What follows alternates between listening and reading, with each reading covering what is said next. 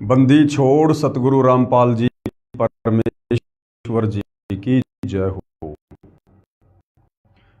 परम पिता परमात्मा सारी सृष्टि के रचनहार कुल मालिक असंख्यों के जगत तीन परवेश सब राजाधिराज आत्माधार नाथों के नाथ देव के देव महादेव सर्वेश्वर महेश्वर मृत्युंजय अजरो अमर आदि अनादि सनातनी प्रभु जगत पिता जगदीश्वर श्री श्री 1008 की उपाधि के वास्तविक अधिकारी अकाल मूरत सौद स्वरूपी राम वासुदेव सर्वगतम ब्रह्म परम पूज्य प्रथम पूज्य परम संत परम पुरुष परम धनी परम दयालु सत्य कबीर हक्का कबीर अल्लाहु कबीर अल्लाहु अकबर बाखबर अल्लाह ताला जगत के तारणहार जगत के मुक्तिदाता जगत के जगन्नाथ हारे के सहारे हिंदुओं के राम मुसलमानों के अल्लाह सिखों के वाहिगुरु ईसाइयों के मसीह दया के सागर दयानिधि करुणा के सागर करुणानिधि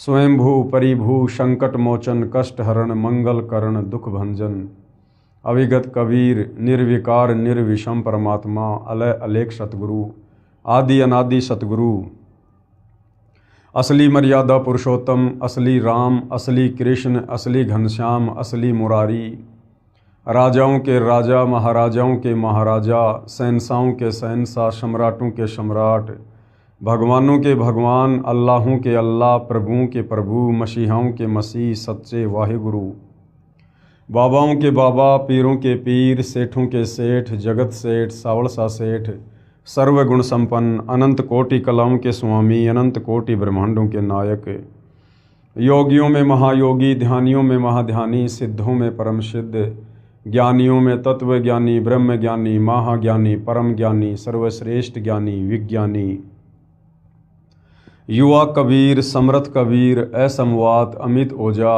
सच्चे रहनुमा करीम अल्लाह सुभान अल्लाह दुनिया के अंतिम पैगंबर 8 सितंबर 1951 से गांव धनाना जिला सोनीपत हरियाणा भारतवर्ष की पावन भूमि पे प्रकट रियल कल की भगवान श्री नारायण साकार हरि श्री बाबा साहेब नूर अनंत परमात्मा सच्चे दरवेश सच्चे बाखबर संत श्रोमणी सतगुरु रामपाल जी परमेश्वर जी के चरण कमल में साध संगति से जुड़े हुए आप और हम सभी भाई बहनों का अनंत कोटि दंडवत प्रणाम। सत्साई भाई और बहनों, बहुत बड़ी दया बहुत बड़ी मेहर पूज्य गुरुदेव भगवान की परमेश्वर रामपाल जी की, जिनके शुभ आशीर्वाद से विशेष आशीर्वाद से उन्हीं के कर कमल से लिखित पवित्र पुस्तक ज्ञान गंगा के ऊपर वीडियो बनाने की श्रृंखला जारी है। इसी श्रृंखला में आज हमारा ये तीसरे नंबर का वीडियो है। फिलहाल हम ज्ञान गंगा पुस्तक की भूमिका के ऊपर चल रहे हैं और भूमिका को समझना बहुत ही महत्वपूर्ण होता है, क्योंकि भूमिका को समझे बिना हम किसी भी पुस्तक को आगे नहीं समझ सकते। तो भाई और बहनों, अभी तक जो 2 वीडियो ज्ञान गंगा पुस्तक पर बन चुके हैं, आप जी यदि पहली बार ये वीडियो देख रहे हैं तो आपने पहले के 2 वीडियो भी अवश्य देखने चाहिए और सीरियल वाइज आपने प्रत्येक वीडियो को अवश्य देखना चाहिए।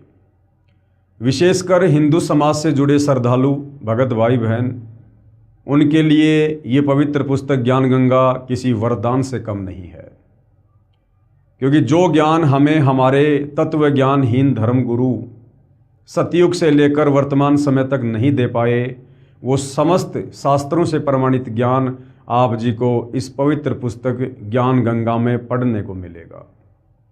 और हमारी वो तमाम शंकाएं, वो भ्रमणाएं भक्ति और भगवान को लेकर जो हमारे मन में उठती चली आई हैं, जिनका समाधान आज तक कोई नहीं कर पाया, आपकी प्रत्येक शंका का समाधान इस पवित्र पुस्तक ज्ञान गंगा से होगा। भाई और बहनों, मुझे ये कहने में कोई अतिशयोक्ति नहीं है कि इस पवित्र पुस्तक ज्ञान गंगा को जिस महापुरुष ने अपने कर कमल से लिखा है, परमेश्वर रामपाल जी ने, इस ज्ञान गंगा पुस्तक को समझने में ब्रह्मा विष्णु महेश और अन्य देवी देवता भी सक्षम नहीं है। क्यों सक्षम नहीं है? क्योंकि जब तक आप सृष्टि रचना से परिचित नहीं होंगे तब तक आप किसी भी धर्म के किसी भी धर्म ग्रंथ को नहीं समझ सकते। आप आत्मज्ञान के विषय में, परमात्म ज्ञान के विषय में, भक्ति या भगवान के विषय में नहीं जान सकते। और सृष्टि रचना को समझने का सौभाग्य ब्रह्मा विष्णु महेश जी को प्राप्त नहीं है, क्योंकि परमपिता परमेश्वर कबीर साहिब की जब जब वे सतलोक से चलकर इस पृथ्वी लोक पर तत्वदर्शी संत के रूप में प्रकट होते हैं, तो ये दया वे केवल मानव शरीर प्राप्त आत्माओं पर ही करते हैं, क्योंकि इस पृथ्वी लोक को मुक्ति खेत भी कहा है। यानी जो इस काल ब्रह्म के 21 ब्रह्मांड हैं, उनमें केवल ये पृथ्वी लोक ही एक ऐसी जगह है जहाँ पर मनुष्य जन्म प्राप्त करके हम पूर्ण तत्वदर्शी संत की शरण में आकर मुक्ति प्राप्त कर सकते हैं। तो मोक्ष प्राप्ति का जो परम सौभाग्य वर्तमान में आप और हम मानव शरीरधारी आत्माओं को, स्त्री पुरुषों को है, ये सौभाग्य ब्रह्मा विष्णु महेश को भी नहीं है। तो जो कंप्लीट ज्ञान ये परमपिता परमेश्वर कबीर साहिब सतगुरु रूप में इस पृथ्वी पर आकर आप और हम मानव शरीरधारी आत्माओं को देते हैं, ये कंप्लीट ज्ञान ब्रह्मा विष्णु महेश को भी नहीं बताया जाता है। इसलिए भाइयों और बहनों, आप इस पुस्तक को कोई सामान्य पुस्तक ना समझें और ना ही पुस्तक के लेखक को कोई सामान्य संत या व्यक्ति समझें। जब तक सतगुरु रामपाल जी परमेश्वर आप जी की बुद्धि ऑन नहीं करेंगे, आप जी इस पवित्र पुस्तक ज्ञान गंगा में लिखे लेख को नहीं समझ सकते। आप चाहे कितने विद्वान हैं, कितने संस्कृत के प्रकांड ज्ञाता हैं, कितने बड़े अधिकारी हैं, आप कुछ भी हैं, जब तक गुरुदेव भगवान रजा नहीं बख्शेंगे तब तक आप इस पवित्र पुस्तक के प्रमाणित लेख को नहीं समझ सकते। इसलिए आप जी जब भी इस पवित्र पुस्तक ज्ञान गंगा को पढ़ें या जो वीडियो वर्तमान में बन रहे हैं आप ये वीडियो देखें, तो सर्वप्रथम पूज्य गुरुदेव भगवान को प्रार्थना करें, उनसे अर्ज करें, विनती करें कि हे पूज्य गुरुदेव भगवान, हम नादान प्राणी हैं, 2 कोटि के जीव हैं, हमारी कोई औकात नहीं है। परमेश्वर, जब तक आप हमें इस पवित्र पुस्तक के लेख को समझने की शक्ति नहीं देंगे परमेश्वर, तब तक हम आध्यात्मिक ज्ञान से दूर ही रहेंगे। तो परमेश्वर जब साधक के आधीन भाव को देखता है, श्रद्धा भाव को देखता है, तो अवश्य दया भी करता है। तो भाइयों और बहनों, आज इस पवित्र पुस्तक ज्ञान गंगा की भूमिका का तीसरा वीडियो है और इसमें पूज्य गुरुदेव भगवान ने क्या कुछ लिखा है, क्या कुछ कहा है, हमें समझाने का जो है ये सराहनीय प्रयास किया है। अब हम इसमें आगे बढ़ेंगे। सत्य पुरुष का वर्तमान अवतार, इसके ऊपर हम कल वीडियो बना चुके थे। आज हम आगे बढ़ेंगे। आज का हमारा टॉपिक है अमेरिका की महिला भविष्यवक्ता फ्लोरेंस की महत्वपूर्ण भविष्यवाणी। अमेरिका की महिला भविष्यवक्ता फ्लोरेंस की महत्वपूर्ण भविष्यवाणी।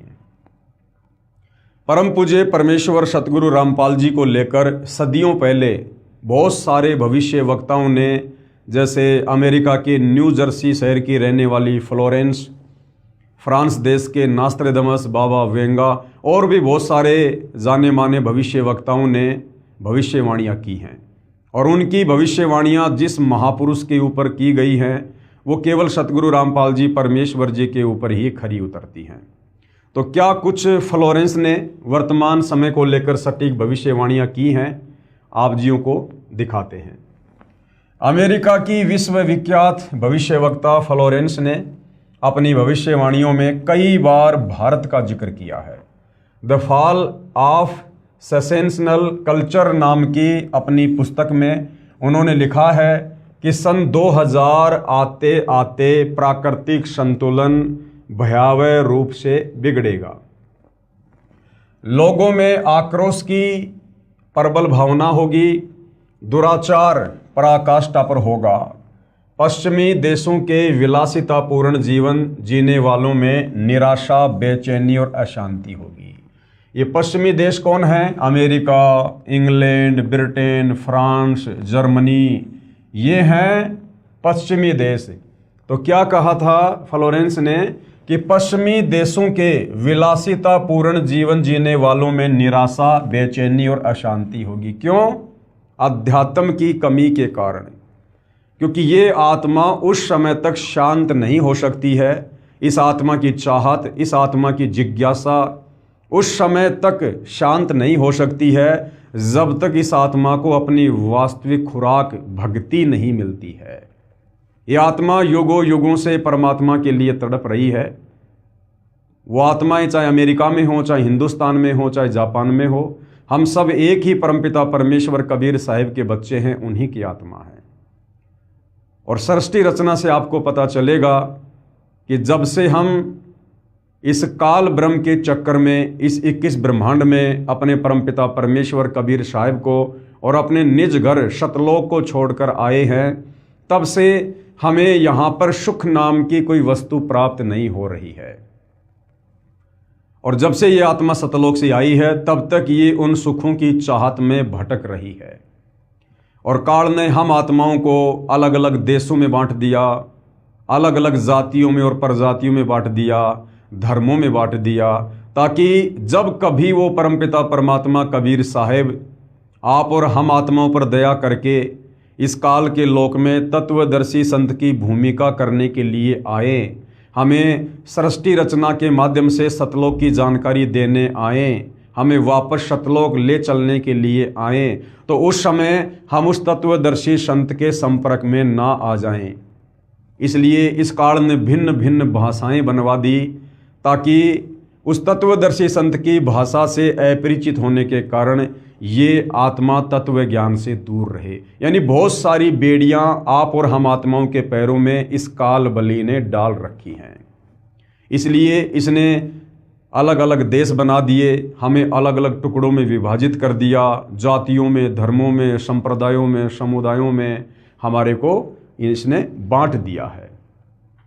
तो जो पश्चिमी देश में रहने वाले लोग हैं, जहाँ पर विज्ञान का बोलबाला है, जहाँ पर विज्ञान की चक्काचौंध है, लोग विलासितापूर्ण जीवन जीते हैं, वो विलासितापूर्ण जीवन जीने के बाद भी लोग अशांत हैं, बेचैन हैं अध्यात्म की कमी के कारण। अब परमपिता परमात्मा कबीर साहिब भारत की पवित्र भूमि पर प्रकट हैं, और यदि उन आत्माओं तक ये जानकारी पहुंच जाती है, अब ये उनके संस्कार पर, उनके भाग के ऊपर निर्भर है, क्योंकि सकल पदार्थ है जगमाही, भाग बिना नर पावत नाही। अगर उन आत्माओं तक ये जानकारी पहुंच जाती है और किसी भी प्रकार से यदि वो आत्माएं परम संत सतगुरु रामपाल जी के संपर्क में आ जाती हैं, उपदेश प्राप्त कर लेती हैं, तब कहीं जाकर उन आत्माओं की वो बेचैनी और वो जिज्ञासा, वो अशांति शांत हो सकती है, अन्यथा दूसरा कोई तरीका नहीं है। पश्चिमी देशों के विलासितापूर्ण जीवन जीने वालों में निराशा, बेचैनी और अशांति होगी, जो वर्तमान में हम देख भी रहे हैं। अतृप्त अभिलाषाएं, यानी कितना ही विज्ञान के माध्यम से आविष्कार कर लो, फिर भी उनकी अभिलाषाएं शांत नहीं हो सकती। पहले साइकिल बनाई, फिर आगे बढ़े मोटरसाइकिल बनाई, उससे भी शांति नहीं मिली। फिर चौपहिया वाहन बनाया, उससे भी शांति नहीं मिली। फिर एरोप्लेन बनाई, उससे भी शांति नहीं मिली। उसके बाद मंगल ग्रह पे जाने की योजना बना रहे हैं, चांद पर इंसान पहुंच चुका है। अर्थात जब तक हम सतलोक नहीं चले जाएंगे तब तक इस काल के 21 ब्रह्मांड में हमारी अभिलाषाएं इसी प्रकार से उबाल खाती रहेंगी। अतृप्त अभिलाषाएं और जोर पकड़ेंगी, जिससे उनमें आपसी कटुता बढ़ेगी, यानी उनका भाईचारा बिगड़ेगा, चारों ओर हिंसा और बर्बरता का वातावरण होगा। ऐसा वातावरण होगा कि चारों ओर हाहाकार मच जाएगा। और वर्तमान में हम देख रहे हैं भाई और बहनों, किस प्रकार से यूक्रेन और रसिया के बीच में युद्ध छिड़ा हुआ है, किस प्रकार से ईरान और इजराइल के बीच में, ईरान और अमेरिका के बीच में, पाकिस्तान और अफ़गानिस्तान के बीच में। और वर्तमान में हम युग परिवर्तन के दौर में जी रहे हैं, और युग परिवर्तन अटल सत्य है, क्योंकि इसी पवित्र पुस्तक में कबीर परमेश्वर सतगुरु रामपाल जी ने अपने कर कमल से लिखा हुआ है कि युग परिवर्तन का निर्धारित समय सन 1905 से लेकर 2028 तक है। तो हम युग परिवर्तन की दहलीज पर हैं, और जब जब युग परिवर्तन होता है भयंकर जनहानि होती है, त्राहिमाम त्राहिमाम होता है। मुश्किल से 1.5 वर्ष का समय है, क्योंकि हम वर्तमान में मई 2026 में जी रहे हैं और 2028 युग परिवर्तन का अंतिम दौर है। उससे पहले पहले जो तांडव यहाँ पर काल और दुर्गा के द्वारा मचाया जाएगा, शायद आप और हमने पहले कभी कल्पना भी नहीं की होगी। चाहे मानव निर्मित आपत्तियां आए, चाहे प्राकृतिक आपत्तियां आए, हर प्रकार से ये मानव शरीरधारी प्राणी या लक 84 योनियों के प्राणी इस समय असहनीय पीड़ाओं को जो है प्राप्त होंगे, क्योंकि ये युग परिवर्तन का दौर है। लेकिन क्या होगा? लेकिन भारत से उठने वाली एक नई विचारधारा। अब भारत से कौन सी विचारधारा उठेगी भाई? भक्ति की, अध्यात्म की, शास्त्र अनुकूल साधना की, जो विचारधारा सन 1994 से सतगुरु रामपाल जी ने लागू कर रखी है। यानी सन 1994 से सतगुरु रामपाल जी ने अपने यथार्थ तत्व ज्ञान का प्रचार प्रसार करना शुरू किया था। लेकिन भारत से उठने वाली एक नई विचारधारा इस घातक वातावरण को समाप्त कर देगी। वह विचारधारा वैज्ञानिक दृष्टि से सामंजस्य और भाईचारे का महत्व समझाएगी। यानी जो सतगुरु रामपाल जी की अध्यात्म वाली विचारधारा है, वो लोगों को समझाएगी वैज्ञानिक दृष्टि से कि भाई विज्ञान और धर्म में आपस में विरोधाभास नहीं है, विज्ञान और धर्म की कोई टक्कर, कोई मुकाबला नहीं है। अध्यात्म ज्ञान के अभाव में लोग समझ नहीं पा रहे हैं और लोग सोचते हैं कि जो लोग धार्मिक होते हैं वो लोग मूर्ख होते हैं, पागल होते हैं, उन्हें जीवन जीने का नहीं पता होता है। ये विज्ञान को फॉलो करने वाले लोगों का मत होता है। लेकिन असल में विज्ञान का और धर्म का कोई टकराव नहीं होता है, अपितु विज्ञान तो धर्म के आगे ऊंट के मुंह में जीरे के बराबर भी नहीं है, जीरे के बराबर भी। तो सतगुरु रामपाल जी परमेश्वर जी ने हमें यही समझाया है, यही बताया है कि विज्ञान तो इस अध्यात्म को समझने के लिए परमपिता परमेश्वर जी ने दी है। ये विज्ञान अध्यात्म को समझने में सहायक है। विज्ञान से हम धर्म को समझेंगे तो विज्ञान और धर्म का आपस में कोई टकराव किसी भी प्रकार का नहीं है।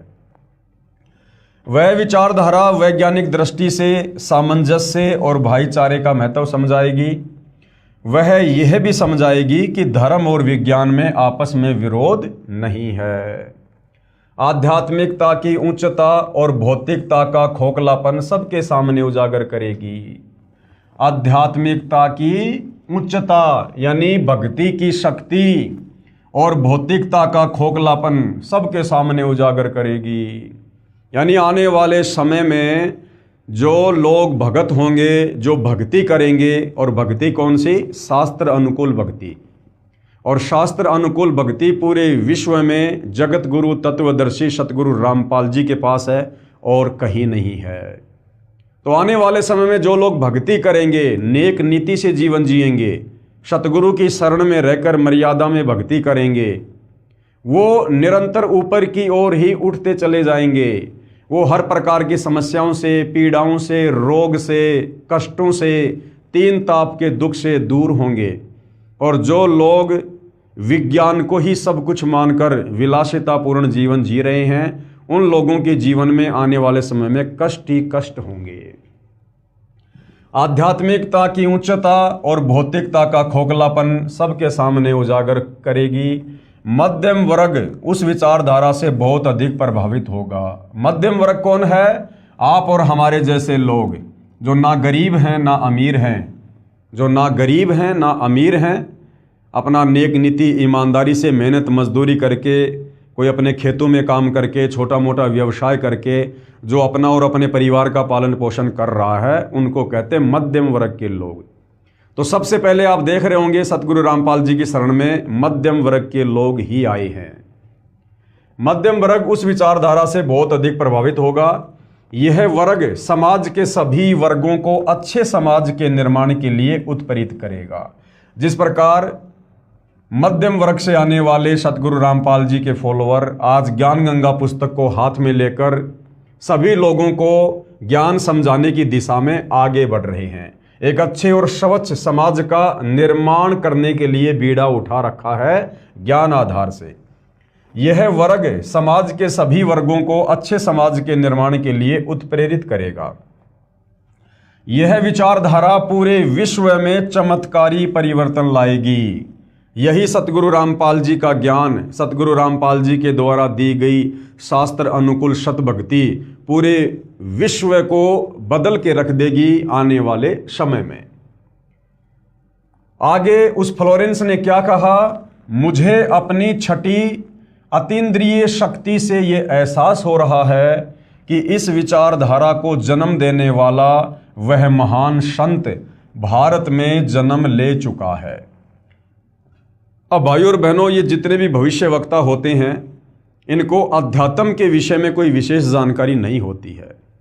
ये शास्त्र अनुकूल सत भक्ति से परिचित नहीं होते हैं। ये जो भी कुछ भविष्यवाणी करते हैं ये इनकी अपनी भक्ति कमाई होती है। जब इन्होंने कभी किसी जन्म में, जब इनको मनुष्य जन्म प्राप्त था स्त्री या पुरुष का, और इन्होंने तत्वदर्शी संत की शरण में आकर जैसी भी भक्ति की परंतु ये मोक्ष प्राप्त नहीं करवा पाए, तो उस समय की गई भक्ति के प्रतिफल में, उसके स्वरूप में आगे जब इनको मनुष्य जन्म मिलता है तो पूर्व जन्म की थोड़ी बहुत भक्ति इनके पास में शेष रह जाती है। उस भक्ति के आधार से इस प्रकार के जो ये दर्शन हैं, ये लोग इस प्रकार की भविष्यवाणियां जो है ये करते हैं। वैसे इनको अध्यात्म के विषय में कंप्लीट जानकारी नहीं होती है। मुझे अपनी छठी अतीन्द्रिय शक्ति से यह एहसास हो रहा है कि इस विचारधारा को जन्म देने वाला वह महान संत भारत में जन्म ले चुका है। हालांकि सतगुरु रामपाल जी, परमेश्वर जी, आप और हमारी तरह माँ के गर्भ से एक आम व्यक्ति की तरह जेर में लिपट कर माँ के गर्भ से बाहर नहीं आए हैं, और ना ये कबीर भगवान कभी माँ के गर्भ से जन्म लेता है, क्योंकि परमेश्वर जी की अपनी वाणी है, ना सतगुरु जननी जने जाके माना बाप, पिंड ब्रह्मंड से रहित है ना वहाँ तीनों ताप। अभी आप सतगुरु रामपाल जी के तत्व ज्ञान से अपरिचित हैं। अभी आप पहले उनके ज्ञान को थोड़ा अच्छे से समझिएगा, सत्संग सुनिएगा, फिर जब आप उनके शरण में आकर भक्ति शुरू करेंगे, परमेश्वर आपका ज्ञान योग खोलेंगे, फिर आपको ये सारी बातें समझ में आएंगी कि क्यों तत्वदर्शी संत कभी माँ के गर्भ से जन्म नहीं लेता है। क्योंकि तत्वदर्शी संत की भूमिका, पूर्ण संत की भूमिका, या यूं कहिए जगत गुरु की भूमिका स्वयं कबीर भगवान ही निभाने के लिए धरती पर आते हैं। और कबीर भगवान जो कि स्वयंभू है, परिभू है, जिन्होंने सर्व आत्माओं को उत्पन्न किया है, उन्हें जन्म देने में कोई भी आत्मा सक्षम नहीं है। वो कबीर परमात्मा जब चाहे, जहाँ चाहे, जिस उम्र में चाहे वो प्रकट होकर अपना ज्ञान देता है।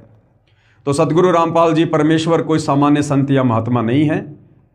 अगर हम इनको जगत गुरु कहते हैं, तत्वदर्शी संत कहते हैं, तो जगत गुरु और तत्वदर्शी संत ये दोनों भूमिका कबीर परमेश्वर जी के अलावा सृष्टि में कोई अन्य नहीं कर सकता है।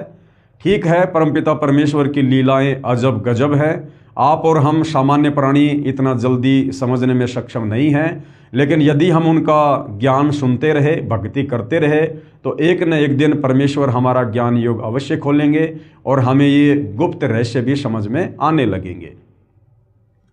वह महान संत भारत में प्रकट हो चुका है और सतगुरु रामपाल जी 8 सितंबर 1951 से प्रकट हैं। उस संत के ओजस्वी व्यक्तित्व का प्रभाव सबको चमत्कृत करेगा। ओजस्वी व्यक्तित्व मतलब जो ज्ञान वो देंगे, जो समाधान वो देश और दुनिया का करेंगे, आने वाले समय में तीसरे विश्व युद्ध को जो रोकेंगे, भारत देश की अन्य देशों के आक्रमण से रक्षा करेंगे, तो इस प्रकार का जो प्रभाव होगा, जो ये चमत्कार होंगे, वो देश और दुनिया को प्रभावित करेंगे। उस संत के ओजस्वी व्यक्तित्व का प्रभाव सबको चमत्कृत करेगा। उसकी विचारधारा अध्यात्म के कम होते जा रहे प्रभाव को फिर से नई स्फूर्ति देगी। चारों ओर आध्यात्मिक वातावरण होगा, यानी घर घर में सतगुरु रामपाल जी की भक्ति होगी, घर घर में सतगुरु रामपाल जी की पूजा होगी। हर व्यक्ति नेक नीति ईमानदारी से अपना जीवन जियाएगा, वो स्वयं भी जिएगा और दूसरों को भी जीने देगा। तो एक प्रकार से आध्यात्मिक वातावरण पूरे विश्व में फिर से पनपेगा। संत की विचारधारा से प्रभावित लोग विश्व के कल्याण के लिए पश्चिम की ओर चलेंगे। धीरे धीरे एशिया, यूरोप और अमेरिका पर पूरी तरह छा जाएंगे। यानी इन देशों में सतगुरु रामपाल जी का आने वाले समय में जोरों शोरों से ज्ञान प्रचार होगा। उस संत की विचारधारा से पूरा विश्व प्रभावित होगा और उनके चरण चिन्हों पर चलेगा। यानी जो सतगुरु रामपाल जी की भक्ति मर्यादा हैं, उन मर्यादाओं में रहकर लोग भक्ति करेंगे, अपना जीवन यापन करेंगे। पश्चिमी देश के लोग उन्हें ईसा कहेंगे।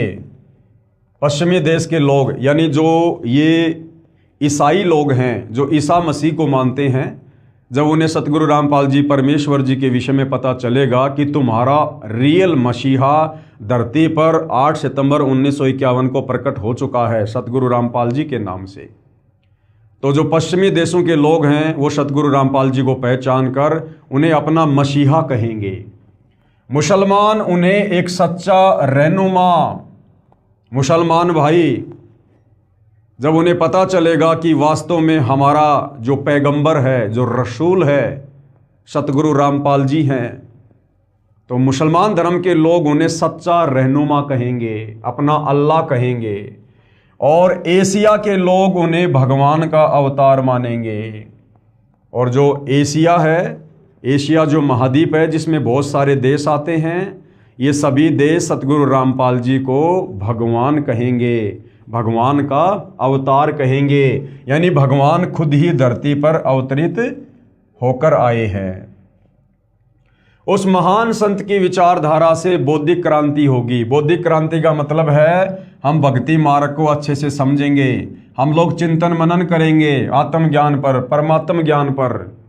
बुद्धिजीवियों की मान्यताएं बदलेंगी। यानी जो पढ़े लिखे लोग, बड़े बड़े शिक्षित लोग, बड़े बड़े अधिकारी लोग जो उच्च उन पदों पर आसीन हैं, जो विज्ञान को ही सब कुछ माना करते थे, शिक्षा को ही सब कुछ मान बैठे थे, अब उन लोगों की विचारधारा बदलेगी और उन लोगों का रुख धीरे धीरे भक्ति की तरफ बढ़ेगा। बुद्धिजीवियों की मान्यताएं बदलेंगी, उनमें ईश्वर के प्रति श्रद्धा और विश्वास की कोपलें फूटेंगी। फ्लोरेंस के अनुसार वह संत भारत में प्रकट हो चुका है। फ्लोरेंस के अनुसार जन्म ले चुका है और हम भक्तों के अनुसार प्रकट हो चुका है। वह इस संत से काफी प्रभावित थी। अपनी एक दूसरी पुस्तक golden light of new era में भी उन्होंने लिखा है, जब मैं ध्यान लगाती हूं तो अक्सर एक संत को देखती हूं। यानी जो फ्लोरेंस है, यह आज से सैकड़ों वर्ष पहले जब ध्यान लगाया करती थी तो सतगुरु रामपाल जी की वर्तमान स्थिति को वो देखा करती थी। जब मैं ध्यान लगाती हूं तो अक्सर एक संत को देखती हूं, गौर वर्ण यानी गोरा रंग, गौर वर्ण का है, सफेद बाल हैं, उनके मुख पर न दाढ़ी है न मूंछ है। उस संत के ललाट यानी माथे पर गजब का तेज होता है। उनके ललाट पर आकाश से एक नक्षत्र के प्रकाश की किरणें निरंतर बरसती रहती हैं। मैं देखती हूं कि वह संत अपनी कल्याणकारी विचारधारा तथा अपने सत्य चरित्र प्रबल अनुयायियों की शक्ति से संपूर्ण विश्व में नए ज्ञान का प्रकाश फैला रहे हैं। यानी वर्तमान में देश और दुनिया में जिस प्रकार से सतगुरु रामपाल जी का तेजी से प्रचार प्रसार हो रहा है, ये सत भक्ति मार्ग जो तेजी से बढ़ रहा है, इस समय को फ्लोरेंस जब ध्यान लगाती थी तो सैकड़ों वर्ष पहले वो देखा करती थी। वह संत अपनी शक्ति निरंतर बढ़ा रहे हैं। अब सतगुरु रामपाल जी के द्वारा निरंतर अपनी शक्ति बढ़ाने का मतलब ये नहीं है कि सतगुरु रामपाल जी कोई जिम करते हैं या कोई व्यायाम करते हैं, अपने शरीर की शक्ति बढ़ा रहे हैं। सतगुरु रामपाल जी तो सर्वशक्ति संपूर्ण हैं, इन्होंने अपनी शक्ति बढ़ाने की आवश्यकता नहीं है। यहाँ पर जिस शक्ति की बात फ्लोरेंस ने की है वो है आध्यात्मिक शक्ति।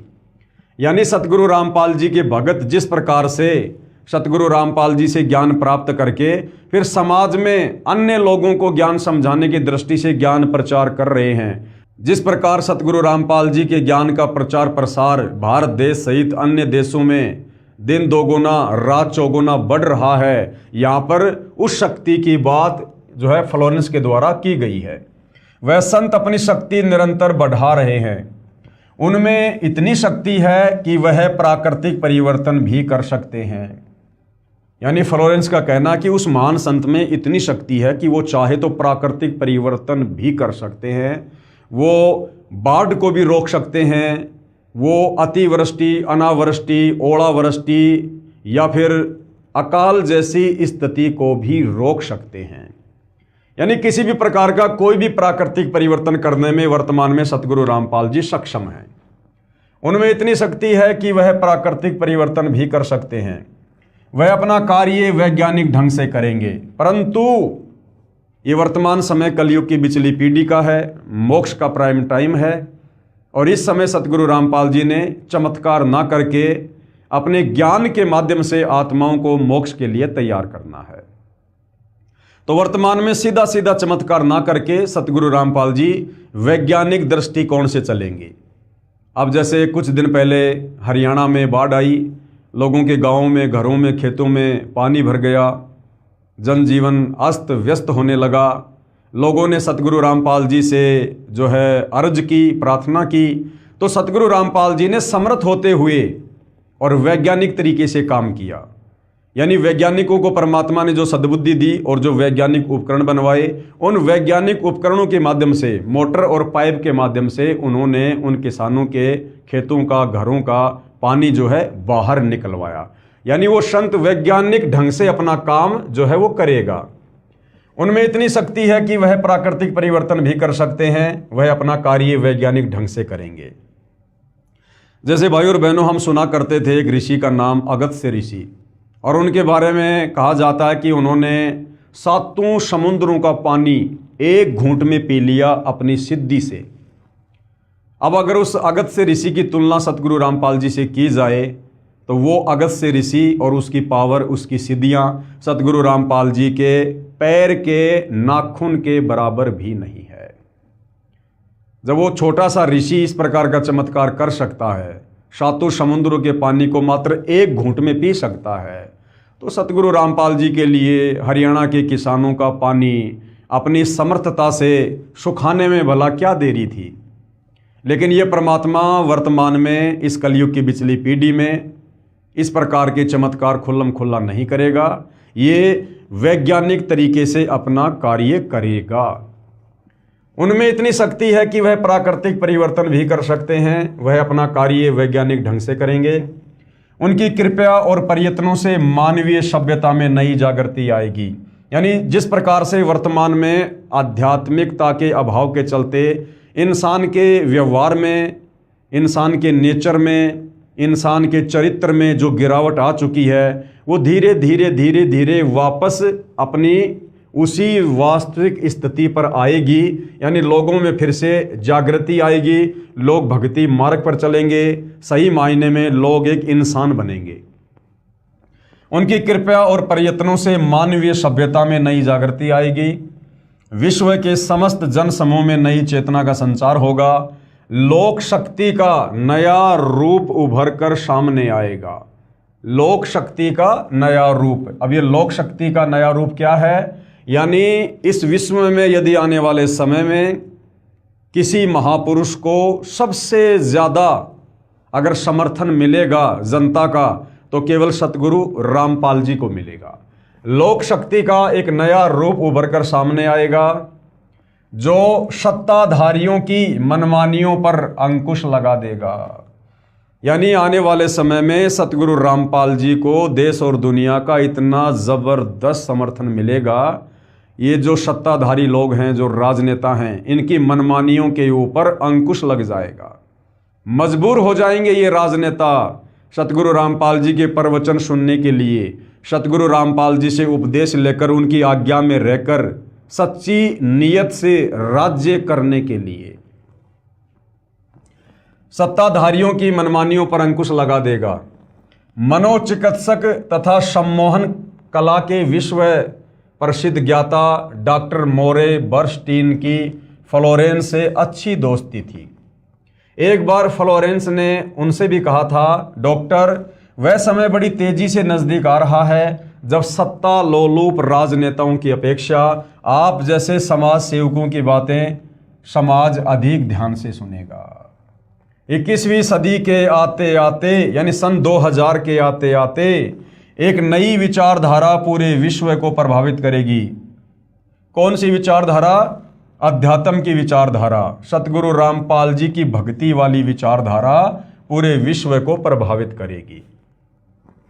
हर राष्ट्र में सत्य चरित्र धार्मिक लोगों का संगठन लोगों के दिमाग में बैठी गलत मान्यताओं को बदल देगा।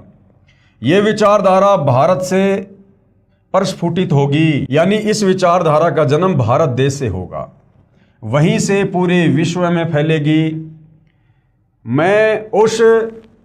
मैं उस पवित्र स्थान पर एक प्रचंड तपस्वी को देख रही हूं।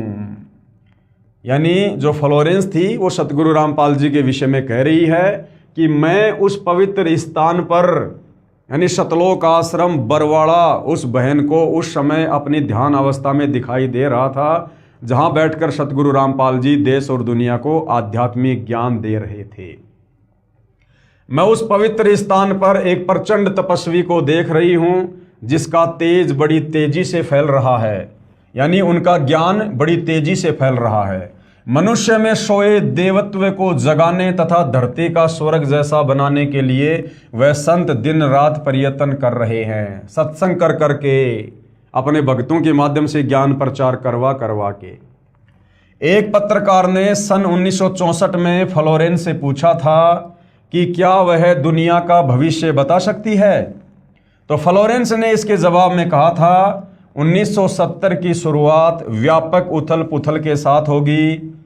1989 1980 के बाद ऐसे ऐसे भूकंप आएंगे कि न्यू जर्सी का कुछ हिस्सा तथा यूरोप और एशिया के कई देशों के स्थान भूकंप से नष्ट हो जाएंगे, और इसकी प्रत्येक भविष्यवाणी आज तक सही सिद्ध हुई है। कुछ हिस्से जलमग्न भी हो जाएंगे। तीसरा विश्व युद्ध का आतंक सबके दिमाग में बैठ जाएगा। अब वो समय आ गया है भाई और बहनों, जिस प्रकार से एक देश दूसरे देश का दुश्मन बनकर बैठा है, दुनिया तीसरे विश्व युद्ध के मुहाने पर खड़ी है, लोगों के दिमाग में तीसरे विश्व युद्ध का आतंक बैठ चुका है। ये वर्तमान समय के लिए उसने ये भविष्यवाणी की है। तीसरे विश्व युद्ध का आतंक सबके दिमाग में बैठ जाएगा और वे इस युद्ध की तैयारी करेंगे, लेकिन भारतीय राजनेता अपने प्रभाव और बुद्धि से तीसरे विश्व युद्ध को टालने में सफल हो जाएंगे। लेकिन भारतीय राजनेता, अब ये राजनेता कौन होंगे? ये राजनेता वही होंगे जो सतगुरु रामपाल जी से उपदेश प्राप्त करके फिर सतगुरु रामपाल जी की नियम और मर्यादाओं में रहकर राज्य करेंगे, और सतगुरु रामपाल जी से सलाह मशवरा करके उनकी आज्ञा लेकर और उनके बताए अनुसार फिर वो राजनेता जो भगत ही होंगे वो तीसरे विश्व युद्ध को रोकने में सफल होंगे। लेकिन भारतीय राजनेता अपने प्रभाव और बुद्धि से तीसरे विश्व युद्ध को टालने में सफल हो जाएंगे। तीसरे विश्व युद्ध के शुरू होने तक भारत के शासन की बागडोर आध्यात्मिक प्रवृत्ति के लोगों के हाथ में होगी। तीसरा विश्व युद्ध जो अपने पीक टाइम पर होगा, उस समय जो भारतीय राजनीति में जो राजनेता होंगे, प्रधानमंत्री होगा, मुख्यमंत्री होगा, राष्ट्रपति होगा, ये सब सतगुरु रामपाल जी की शरण में होंगे। तीसरे विश्व युद्ध के शुरू होने तक भारत के शासन की बागडोर आध्यात्मिक प्रवृत्ति के लोगों के हाथ में होगी। इसलिए उनके प्रभाव से विश्व युद्ध टलेगा, उन राजनेताओं के प्रभाव से नहीं टलेगा। वो राजनेता केवल भगत होंगे, सतगुरु रामपाल जी जैसा भी दिशा निर्देश देंगे और सतगुरु रामपाल जी के आशीर्वाद से, उनकी शक्ति से वो विश्व युद्ध जो है वो टलेगा। वे शासक एक महान संत के ओजस्वी तथा क्रांतिकारी विचारधारा से प्रभावित होंगे, यानी वो सतगुरु रामपाल जी से उपदेश प्राप्त कर चुके होंगे। वे उस संत के प्रति उसी तरह समर्पित होंगे जैसे वाशिंगटन स्वतंत्रता एवं मानवता के प्रति समर्पित थे। वो राजनेता जो सतगुरु रामपाल जी से उपदेश प्राप्त करके राजनीति करेंगे धर्म नीति में रहकर, वे उस संत यानी सतगुरु रामपाल जी के प्रति उसी तरह समर्पित होंगे जैसे वाशिंगटन कौन था? अमेरिका का प्रथम राष्ट्रपति। जैसे वाशिंगटन स्वतंत्रता और मानवता के प्रति समर्पित थे। अमेरिका के शहर न्यू जर्सी की रहने वाली फ्लोरेंस सचमुच एक विलक्षण महिला थी। एक बार नेबेल नाम के व्यक्ति ने टीवी कार्यक्रम के दौरान उनसे बोला, आप भारत में जन्म ले चुके संत के बारे में तो अक्सर बताती रहती हैं, मैं अपने बारे में कुछ जानना चाहता हूं, बताइए। तो नेबेल के बारे में फ्लोरेंस ने क्या बताया? फ्लोरेंस ने उसके दाहिने हाथ को थाम लिया और बोली, आप बहुत जल्द किसी दूसरे राज्य से प्रसारण करेंगे। नेबेल एक प्रसारण सेवा के कर्मचारी थे। फ्लोरेंस की इस बात पर वह हंसने लगे। कुछ क्षण बाद बोले, आपने मुझसे ये अच्छा मजाक किया। यदि हमारी कंपनी के अधिकारी इस कार्यक्रम को देख रहे होंगे तो मैं दूसरे राज्य में जाऊं या नहीं, फिलहाल अपनी कंपनी से तुरंत निकाल दिया जाऊंगा। यानी ये बात जो यहाँ पर समझाई जा रही है, ये आप और हमें विश्वास दिलाने के लिए कि फ्लोरेंस की भविष्यवाणियां कितनी सटीक होती थी। कुछ ही मिनटों के बाद टीवी के कंट्रोल रूम का फोन घनघना उठा। फोन नेबेल के लिए था। उनकी कंपनी के जनरल मैनेजर उनसे बात करना चाहते थे। नेबेल ने जब फोन उठाया तो उन्होंने कहा, हमने न्यूयॉर्क के प्रसारण करने का काम शुरू करने का निर्णय लिया है, वह तुम्हें ही भेजा जाएगा, यानी न्यूयॉर्क में आपको ही भेजा जाएगा। अभी ये बात गुप्त रखना, इसकी घोषणा कल की जाएगी। मैं टीवी पर फ्लोरेंस के साथ तुम्हारी बातचीत देख रहा था। फ्लोरेंस ने तुम्हारे विषय में जो बताया वह पूरी तरह सच है। आश्चर्य है कि उन्हें यह बात कैसे मालूम हो गई। नेबेल फ्लोरेंस का चेहरा देखता रह गया। यानी इतनी सटीक भविष्यवाणी फ्लोरेंस की है, तो जो भविष्यवाणी फ्लोरेंस ने उस महान संत सतगुरु रामपाल जी के विषय में वर्तमान समय को लेकर की हुई है आज से सैकड़ों वर्ष पहले, तो फिर वो भला झूठी कैसी हो सकती हैं। कुछ पत्रकारों ने उनसे एक बार पूछा था कि वह भविष्य को कैसे देख लेती है तथा गायब व्यक्ति या वस्तुओं का पता कैसे लगा लेती है। तो फ्लोरेंस ने बताया, मुझे स्वयं नहीं मालूम कि ऐसा कैसे संभव हो जाता है। दास ने आपको थोड़ी देर पहले बताया कि ये जितने भी भविष्य वक्ता हैं, ये जो भविष्यवाणियां करते हैं, ये जो भविष्य को देखते हैं ध्यान अवस्था में, इनके पूर्व जन्म की भक्ति कमाई होती है। उस भक्ति कमाई के चलते ये इस प्रकार के दर्शन भविष्य के कर लेते हैं। बाकी वैसे ये भक्ति मार्ग से परिचित नहीं होते हैं। तो फ्लोरेंस कह रही है कि मुझे स्वयं नहीं मालूम कि ऐसा कैसे संभव हो जाता है। मैं भविष्य के विषय में एक बहुत महत्वपूर्ण बात बता रही हूं। 20वीं शताब्दी के अंत में, यानी सन 2000 खत्म होते ही सन 2001 से 21वीं शताब्दी शुरू हो गई है। तो क्या कह रही है फ्लोरेंस? 20वीं शताब्दी के अंत में, यानी सन 2000 के आसपास में भारतवर्ष से एक प्रकाश निकलेगा और यह प्रकाश पूरी दुनिया को उन दैवी शक्तियों के विषय में जानकारी देगा। तो भाइयों और बहनों, सन 1994 में, सन 2000 से 6 वर्ष पहले इन देवी देवताओं के विषय में, ब्रह्मा विष्णु महेश के माता पिता के विषय में, इनके जन्म और मरण के विषय में, काल और दुर्गा के विषय में, अक्षर पुरुष के विषय में, धर्मशास्त्रों के विषय में, शतलोक और सृष्टि रचना के विषय में जो जानकारी सतयुग से लेकर वर्तमान तक छुपी हुई थी, किसी भी धर्म का कोई भी धर्मगुरु समाज को नहीं बता पाया था तत्व ज्ञान के अभाव से, वो जानकारी सतगुरु रामपाल जी ने उजागर करनी शुरू की उन दैवीय शक्तियों के विषय में। उसके विषय में यहाँ पर फ्लोरेंस कह रही है कि 20वीं शताब्दी के अंत में भारतवर्ष से एक प्रकाश निकलेगा, यानी सतगुरु रामपाल जी के विषय में बात हो रही है, जो उन्होंने 1994 में अपना यथार्थ 13वां कबीर पंथ शुरू करके ज्ञान प्रचार करना शुरू किया था। 20वीं शताब्दी के अंत में भारतवर्ष से एक प्रकाश निकलेगा। ये प्रकाश पूरी दुनिया को उन दैवीय शक्तियों के विषय में जानकारी देगा जो अब तक हम सभी के लिए रहस्यमय बनी हुई थी। यानी किसी को नहीं पता था। सब लोग ब्रह्मा विष्णु महेश को अजरो अमर मानते थे, दुर्गा जी को जगत जननी मानते थे, श्री ब्रह्मा जी को सृष्टि का रचयिता माना करते थे, धर्म कर्म के जाल में उलझे हुए थे। तो 20वीं सदी के अंत में, यानी 20वीं सदी समाप्त होती है सन 2000 में, और उसका जो अंतिम समय था उससे 6 साल पहले सन 1994 से सतगुरु रामपाल जी ने उन दैवीय शक्तियों के विषय में, देवी देवताओं के विषय में अपने तत्व ज्ञान के माध्यम से लोगों को जानकारी देना शुरू किया, जो अब तक हम सभी के लिए रहस्य में बनी हुई थी। देवी शक्तियों की जानकारी जो सतगुरु रामपाल जी महाराज द्वारा बताई गई है, कृपया पढ़ें इसी पुस्तक के पेज नंबर 20 पर सृष्टि रचना। एक दिव्य महापुरुष द्वारा ये प्रकाश पूरे विश्व में फैलेगा। ये अध्यात्म वाला, भक्ति मार्ग वाला एक दिव्य महापुरुष यानी सतगुरु रामपाल जी के द्वारा ये प्रकाश, अध्यात्म का प्रकाश पूरे विश्व में फैलेगा। वह सभी को सत मार्ग पर चलने की प्रेरणा देगा, भक्ति मार्ग पर चलने की प्रेरणा देगा।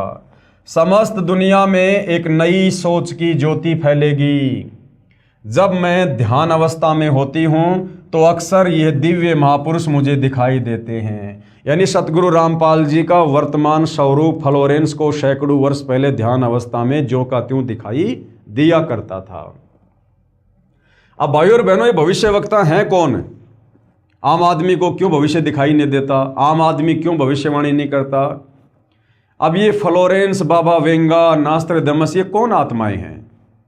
जैसे वर्तमान में परमात्मा धरती पर हैं सतगुरु रामपाल जी के नाम से। ये कलयुग की बिचली पीढ़ी का समय है। दुनिया को तो हालांकि ये पता ही नहीं कि कलयुग की बिचली पीढ़ी क्या होती है। जब सतगुरु रामपाल जी से उपदेश लेंगे, सत्संग सुनेंगे, तो इस समय के विषय में उनको पता चलेगा कि ये भक्ति युग है, ये मोक्ष युग है इस समय, जिसको आध्यात्मिक भाषा में कलयुग की बिचली पीढ़ी कहा जाता है। तो इस कलयुग की बिचली पीढ़ी में जो भगत भाई बहन पूर्ण मर्यादा में रहकर, समस्त मंत्र प्राप्त करके, अपने धर्म कर्म में रहकर, पतिव्रता पद पर रहकर, गुरु को परमेश्वर मानकर आजीवन भक्ति करके जो सतलोक चले जाएंगे, उनका तो मोक्ष हो जाएगा। और जो आत्माएं भक्ति करते करते किसी न किसी कारण से मोक्ष प्राप्त नहीं कर पाएंगी, फिर उन आत्माओं के इस प्रकार के जन्म होते हैं। वही आत्मा फिर आगे चलकर भविष्य वक्ता बनती हैं, देवी देवता बनते हैं, साधु संत महात्मा बनते हैं, ऋषि बनते हैं, गोरखनाथ जैसे बनते हैं।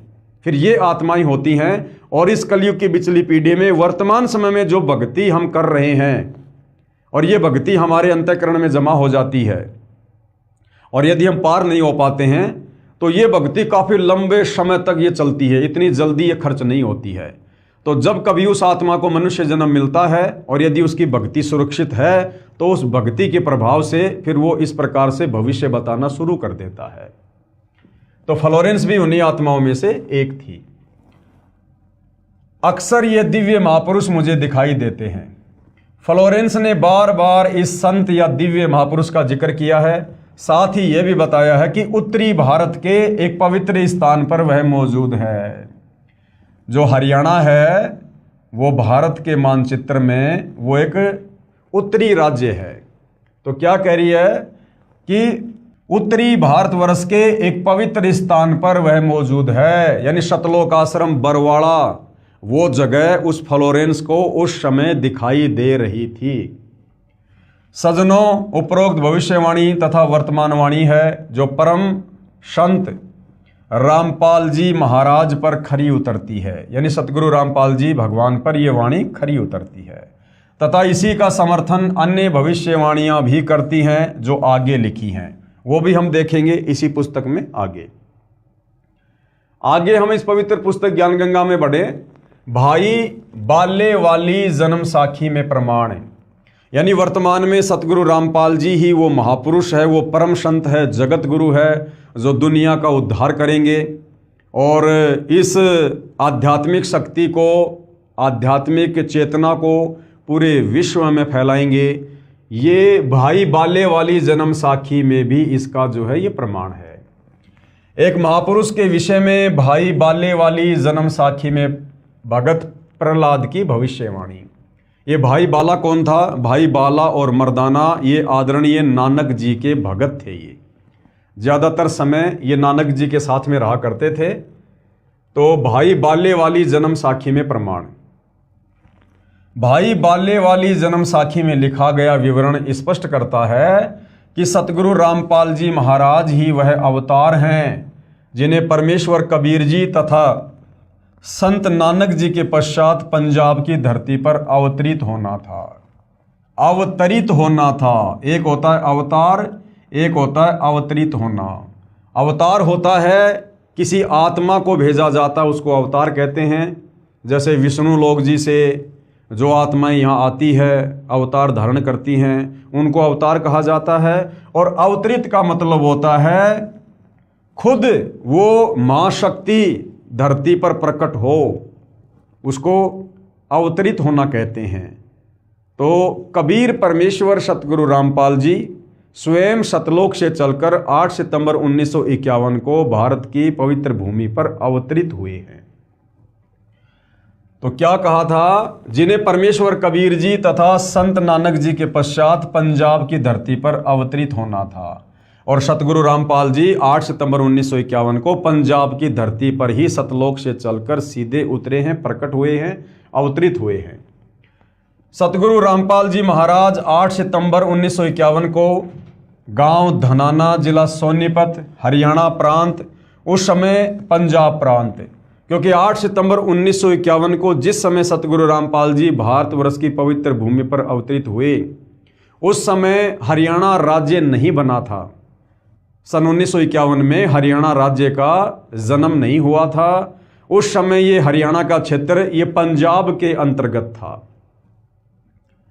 8 सितंबर 1951 को गांव धनाना, जिला सोनीपत, हरियाणा प्रांत, उस समय पंजाब प्रांत, भारत की पवित्र धरती पर श्री नंदराम जाट के घर जाट वर्ण में श्रीमती इंदिरा देवी के घर पर प्रकट हुए। हालांकि यहाँ पर लेखक के द्वारा लिखा है श्रीमती इंदिरा देवी की कोख से जन्मे, जबकि भाई और बहनों सतगुरु के विषय में परिभाषा है, परमेश्वर की अमरवाणी है, ना सतगुरु जननी जने, जननी यानी माँ और जने यानी पैदा होना। अगर कोई सतगुरु है वास्तव में तो सतगुरु केवल कबीर साहिब है। कबीर साहिब के अलावा इस धरती पर कोई सतगुरु की भूमिका कर ही नहीं सकता। और सतगुरु के विषय में क्या है? ना सतगुरु जननी जने, जाके माना बाप, पिंड ब्रह्मंड से रहित है, ना वहाँ तीनों ताप। तो जब आप इस अध्यात्म में धीरे धीरे आगे बढ़ेंगे, हमारी बुद्धि का विकास होगा, तो हमें सतगुरु की परिभाषा भी समझ में आएगी। फिलहाल आप जन्म लेना कह सकते हैं, क्योंकि फिलहाल आप जी अध्यात्म से अच्छे से परिचित नहीं हैं। लेकिन जब आप उपदेश लेकर इस ज्ञान की गहराई में जाओगे तो आपको सतगुरु की परिभाषा समझ में आने लगेगी। श्रीमती इंदिरा देवी के घर प्रकट हुए। इस विषय में जन्म साखी भाई बाले वाली हिंदी वाली में, जिसके प्रकाशक हैं भाई जवार सिंह, कृपाल सिंह एंड कंपनी पुस्तकां वाले, बाजार माई सेवा, अमृतसर पंजाब, तथा पंजाबी वाली के प्रकाशक हैं भाई जवार सिंह, कृपाल सिंह, पुस्तकां वाले गली 8 बाग, रामानंद, अमृतसर पंजाब। क्या लिखा है इसमें? इसमें लिखा अमर लेख इस प्रकार है। एक समय भाई बाला तथा मर्दाना को साथ लेकर सतगुरु नानक देव जी भगत प्रहलाद जी के लोक में गए, जो पृथ्वी से कई लाख कोस दूर अंतरिक्ष में है। प्रहलाद ने कहा कि हे नानक जी, आपको परमात्मा ने दिव्य दृष्टि दी तथा कलयुग में बड़ा भगत बनाया है। आपका कलयुग में बहुत प्रताप होगा। यहाँ पर यानी मुझ प्रहलाद के लोक में पहले कबीर जी आए थे। भगत प्रहलाद बता रहा है नानक जी को कि आपसे पहले मेरे लोक में कबीर जी आए थे, या आज आप आए हो, एक और आएगा। सतगुरु रामपाल जी की तरफ संकेत है, एक और आएगा जो आप दोनों जैसा ही महापुरुष होगा। इन तीनों के अलावा यहाँ मेरे लोक में कोई नहीं आ सकता। भगत बहुत हो चुके हैं, आगे भी होंगे, परंतु यहाँ मेरे लोक में वही पहुँच सकता है जो इन जैसी महिमा वाला होगा, और कोई नहीं। इसलिए इन तीनों के अतिरिक्त यहाँ कोई नहीं आ सकता। मर्दाने ने पूछा कि हे भगत प्रहलाद जी, कबीर जी तो जुलाहा थे, यानी कबीर परमात्मा जब 650 साल पहले बनारस के काशी में आए तो जिन अच्छी आत्माओं को उन्होंने अपनी परवरिश के लिए निमित्त बनाया, नीरू और नीमा को, वो जुलाहे का कार्य किया करते थे। तो उस घर में परमेश्वर की लीला में परवरिश हुई, जिस कारण से आगे चलकर कबीर परमात्मा भी जुलाहा कहलाए। तो क्या कह रहे हैं मर्दाना जी, इसलिए इन तीनों के अतिरिक्त यहाँ कोई नहीं आ सकता। मर्दाने ने पूछा कि हे भगत प्रहलाद जी, कबीर जी तो जुलाहा थे, नानक जी खत्री हैं, वह तीसरा किस वर्ण यानी जाति से तथा किस धरती पर अवतरित होगा? भगत प्रहलाद ने कहा, भाई सुन, नानक जी के सचखंड जाने के सैकड़ों वर्ष पश्चात पंजाब की धरती पर और जाट वर्ण में जन्म लेगा, यानी अवतरित होगा, प्रकट होगा, तथा उसका प्रचार क्षेत्र बरवाला होगा। लेख समाप्त। अब यहां पर गुरुदेव भगवान कह रहे हैं, विवेचन कीजिए।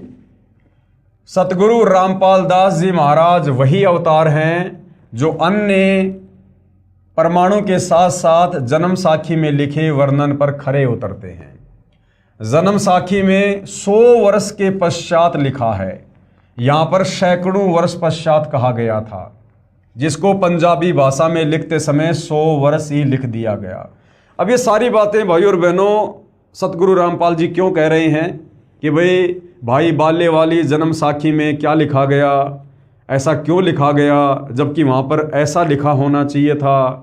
क्योंकि सतगुरु रामपाल जी, अभी आपने देखा जब मर्दाने ने पूछा तो भगत प्रहलाद ने कहा कि वो जो तीसरा महापुरुष आएगा मेरे लोक में, वो नानक जी और कबीर जी जैसा ही होगा, उनके जितनी शक्ति वाला ही होगा। तो भाई कबीर जी तो अंतर्यामी थे, नानक जी भी सिद्धि युक्त थे, शक्ति युक्त थे, और वो तीसरा यानी सतगुरु रामपाल जी भी उनके जैसा ही होगा, उनकी महिमा भी उतनी होगी, उनकी शक्ति भी कबीर जी के जितनी होगी। तो सतगुरु रामपाल जी तो स्वयं कबीर जी ही हैं। तो जो सतगुरु रामपाल जी ने बताया, जो त्रुटि लोगों ने लिखते समय जन्म साखी में जो कर दी, लेख को ना समझ पाने के कारण, तत्व ज्ञान के अभाव में, उसको सतगुरु रामपाल जी ने शुद्ध किया है। यहां पर सैकड़ों वर्ष पश्चात कहा गया था, जिसको पंजाबी भाषा में लिखते समय 100 वर्ष ही लिख दिया, क्योंकि मर्दाना ने पूछा था कि वह कौन से युग में नजदीक ही आएगा। तब भगत प्रहलाद ने कहा कि श्री नानक जी के सैकड़ों वर्ष पश्चात कलयुग में ही वह संत जाट वर्ण में जन्म लेगा। इसलिए यहाँ 100 वर्ष के स्थान पर सैकड़ों वर्षों ही न्यायोचित है, तथा प्रचार क्षेत्र बरवाला के स्थान पर बटाला लिखा गया। इसके 2 कारण हो सकते हैं कि शहर बरवाला जिला हिसार हरियाणा उस समय पंजाब प्रांत में सुप्रसिद्ध नहीं था, तथा बटाला शहर पंजाब प्रांत में प्रसिद्ध था। लेखनकर्ता ने इस कारण से बरवाला के स्थान पर बटाला लिख दिया। दूसरा, प्रिंट करते समय बरवाले की जगह बटाले प्रिंट हो गया है। एक और विशेष विचारणीय पहलू है कि पंजाब के बटाला शहर में कोई भी जाट संत नहीं हुआ। अगर भगत प्रहलाद की इस बात को माने, जब मर्दाना ने पूछा कि वो कौन होगा, कहाँ आएगा, किस जाति में होगा, तो प्रहलाद जी ने कहा कि वो पंजाब की धरती पर होगा, जाट वर्ण में होगा, और उसका जो प्रचार प्रसार क्षेत्र होगा वो बटाला होगा। मान लो हम बटाला लेकर चलते हैं, तो भाई बटाला शहर में, पंजाब के बटाला शहर में तो आज तक कोई जाट संत हुआ ही नहीं है। तो यहाँ पर जो बटाला है, यहाँ पर बरवाला बोला गया था, जो लेखनकर्ता ने अपनी अज्ञानता कह लीजिए, क्योंकि उस समय बरवाला शहर इतना ज़्यादा सुप्रसिद्ध नहीं था, इसलिए उसने बटाला लिख दिया, लेकिन असल में ये क्या है, बरवाला। एक और विचारणीय पहलू है कि पंजाब के बटाला शहर में कोई भी जाट संत नहीं हुआ है जो इन महापुरुषों परमेश्वर कबीर देव जी व श्री नानक देव जी के समान महिमावान तथा इनके समान ज्ञानवान हुआ हो। इस आधार से तथा अन्य प्रमाणों के आधार से तथा इस जन्म साखी के आधार से स्पष्ट है कि वह तीसरे महापुरुष सतगुरु रामपाल जी महाराज हैं। कौन है वह तीसरा महापुरुष? परम संत सतगुरु रामपाल जी। अब देखो भाई और बहनों, बहुत सारी बातें हैं। आज हमें पता चल गया कि सतगुरु रामपाल जी स्वयं कबीर परमात्मा हैं, जानी जान है, अंतर्यामी है, सर्व ब्रह्मांडों के रचयिता हैं। और भगत प्रहलाद ने सतगुरु रामपाल जी की जो तुलना है वो नानक जी और जो है कबीर जी से की है कि वो जो तीसरा संत होगा वो भी इन दोनों के जैसा महिमावान होगा, शक्ति संपन्न होगा। अब भाई और बहनों, ये अध्यात्म है, भक्ति मार्ग है, ये धीरे धीरे समझ में आएगा। कबीर परमात्मा के बराबर और दूसरा कोई सृष्टि में नहीं हो सकता। तो नानक जी की जो भूमिका थी वो भी कबीर परमात्मा ने ही निभाई थी। नानक जी कबीर जी के समकालीन थे। नानक जी ने बनारस के काशी में जाकर कबीर जी को अपना गुरु धारण किया था। जब कबीर परमात्मा बेई नदी पर आदरणीय नानक जी को मिले, उस समय तक नानक जी श्री ब्रह्मा, श्री विष्णु आदि की भक्ति किया करते थे, गीता जी का पाठ किया करते थे। एक समय नानक जी बेई नदी पर स्नान करने गए। वहाँ पर जिंदा बाबा के रूप में कबीर परमात्मा जी उनको मिले और नानक जी को ज्ञान समझाया। नानक जी ने सतलोक देखने की, सचखंड देखने की इच्छा व्यक्त की।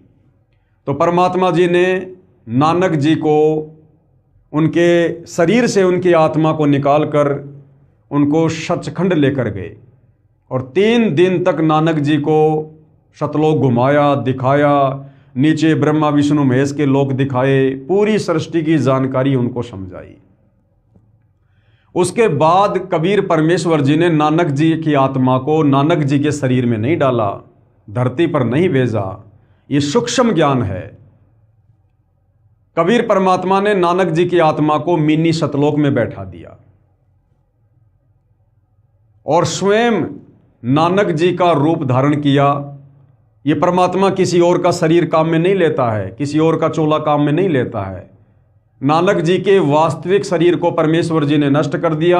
ये तो सेकंडों का काम है, परमेश्वर का क्षण भर का काम है। और वैसी as it is same to same Nanak ji की देह बनाई और परमेश्वर जी ने फिर उस देह में आगे चलकर ये सारे के सारे चमत्कार किए। देश और दुनिया को लग रहा था कि नानक जी ने चमत्कार किए, नानक जी ने इतनी सारी ये सिद्धियां दिखाई, जबकि भाई और बहनों, बेई नदी से सचखंड जाने के बाद नानक जी का किसी प्रकार का कोई रोल नहीं रहता है। उसके बाद सारा का सारा खेल कबीर परमात्मा जी अपने हाथ में ले लेते हैं। महिमा श्री नानक जी की बनती चली गई और कार्य, चमत्कार, सिद्धियां सब कुछ कबीर परमात्मा जी ने दिखाई। तो कबीर परमात्मा जी कहो चाहे सतगुरु रामपाल जी कहो, इन्होंने ही बाला और मर्दाना को नानक जी के रूप में भगत प्रहलाद के लोक के दर्शन करवाए। वह तीसरे महापुरुष सतगुरु रामपाल जी महाराज हैं। क्योंकि भाई और बहनों, कबीर परमात्मा के समकालीन कोई नहीं है, उनके बराबर कोई नहीं हो सकता, उनके जैसा भी कोई नहीं हो सकता। तो मर्दाना जी यहाँ पर कह रहे हैं कि नानक जी और कबीर जी के बराबर होगा वो तीसरा संत जो पंजाब की धरती पर होगा, जाट जाति में होगा। अर्थात ये सारे के सारे खेल, चाहे काशी के बनारस में जुलाही की भूमिका करना हो, ये कबीर परमात्मा जी ने की। नानक जी के रूप में बहुत सारे चमत्कार करना हो, ये भी कबीर परमात्मा जी ने किया। और आज धरती पर पुनः 8 सितंबर 1951 को वही कबीर परमात्मा सतगुरु रामपाल जी के नाम से धरती पर अवतरित हैं। तो वह तीसरे महापुरुष सतगुरु रामपाल जी महाराज हैं तथा इनका आध्यात्मिक ज्ञान भी इन दोनों महापुरुषों परमेश्वर कबीर जी तथा श्री नानक देव जी से मेल खाता है। आप देखेंगे दोनों फोटोकॉपी, जो जन्म साखी भाई बाले वाली जो कि एक पंजाबी भाषा में है तथा दूसरी हिंदी है जो कि पंजाबी भाषा से ही अनुवादित है। इसमें कुछ लेख ठीक नहीं लिखा है। जैसे पंजाबी भाषा में लिखा है कि जो इस जीहा कोई होवेगा ता एथे पहुंचेगा, होर दा एथे पहुंचण दा कम नहीं।